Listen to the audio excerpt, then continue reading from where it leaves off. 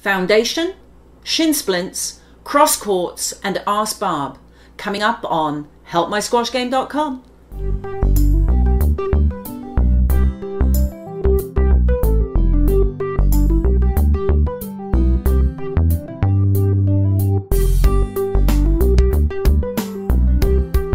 Hi, and this is Barb Cooper at helpmysquashgame.com.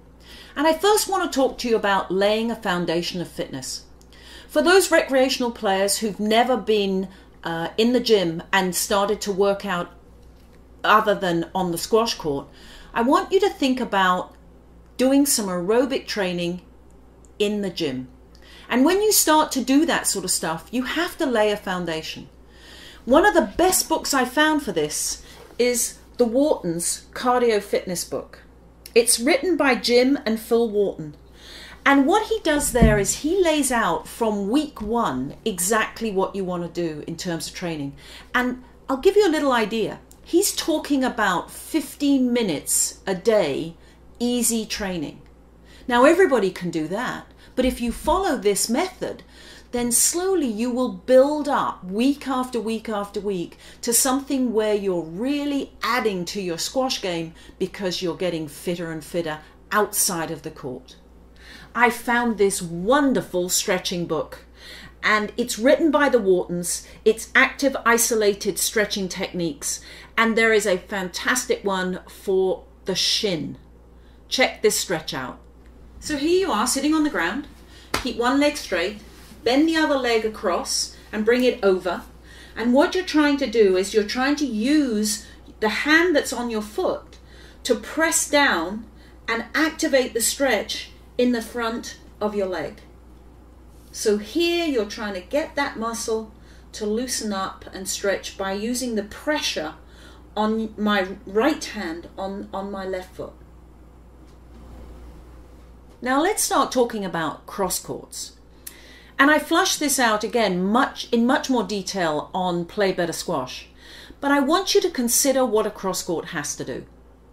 When you're playing crosscourts in a game, you would really like to hit the sort of crosscourt that will force a boast every time.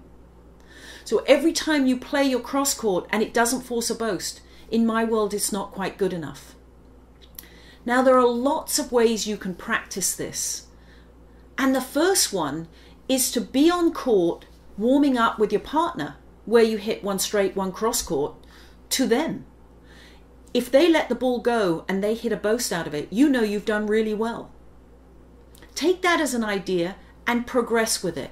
And as I say, if you want to see the real details of how you can improve your crosscourt, go to playbettersquash.com.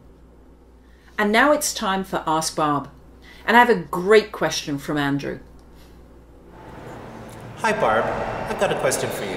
I'm playing in an upcoming singles tournament, and I would like to know what your recommendations are for preparing for that match, and how do I manage my effort during the course of the match to provide the best result at the end?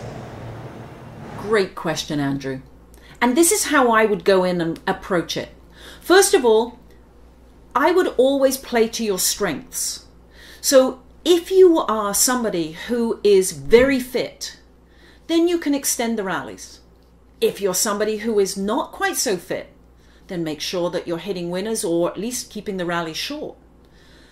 When you're somebody who is tall and you have the ability to cover the middle of the court really well, in my world, I would say volley everything that you can reach, because that really manages your energy the best. If you're volleying the ball, that means your opponent is either in front of you or behind you, but they're definitely not around the middle of the court. That's the most efficient place to play from. It doesn't mean to say that you've always got to hit every ball as hard as you can.